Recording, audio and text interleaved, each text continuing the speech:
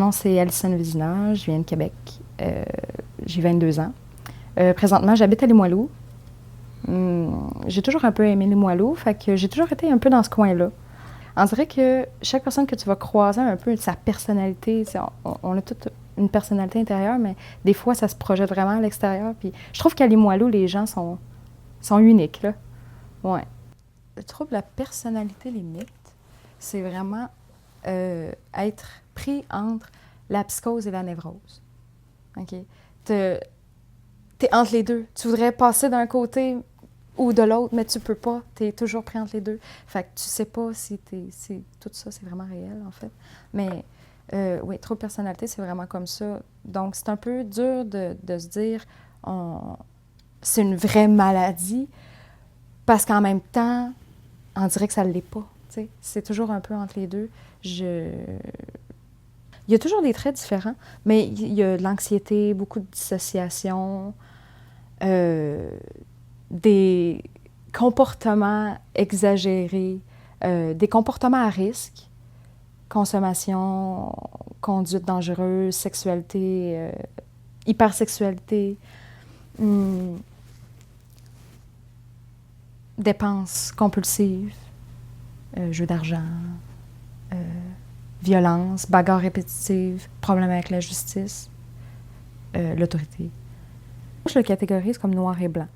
T'sais, c'est toujours un extrême à l'autre.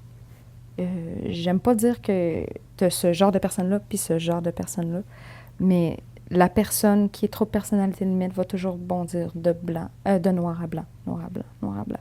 C'est rare qu'il va y avoir des épisodes de normalité. J'aime pas dire ça, mais je vais dire normalité.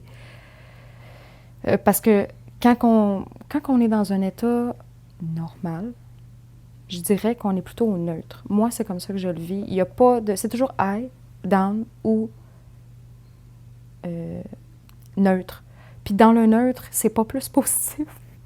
C'est pas plus positif parce que c'est le vide, c'est l'ennui, c'est la frustration constante.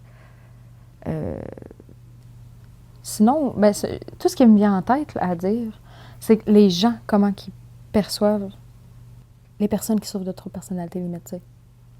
C'est l'espèce de tableau que les gens ont associé, puis c'est ce qui fait en sorte que les gens qui sont borderline sont pas pris au sérieux ou que c'est juste un mauvais comportement selon les gens normaux.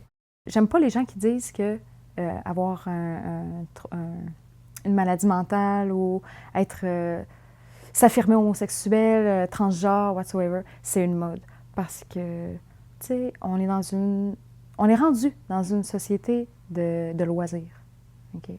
Je trouve qu'on est rendu là dans notre société. Fait que c'est tout à fait normal que les gens soient tannés de se faire des accroires puis de ne pas mettre sur table, voici les cartes qui existent réellement. Il faut les prendre en considération, puis il faut agir, puis il faut élaborer là-dessus. Okay? Fait que j'aime pas dire que c'est une mode. Tant qu'à moi, beaucoup de gens souffrent sans le savoir. Puis en quoi est-ce que c'est une recherche d'attention ou un attrait que tu veux utiliser pour te rendre intéressant, d'aller chercher des réponses. Tout le monde a droit à des réponses, puis en même temps, c'est ce qui nous sert à évoluer en tant qu'être humain. Il faut vraiment aller chercher des réponses, puis aller chercher de l'aide pour se trouver des meilleurs outils, pour mieux fonctionner dans cette société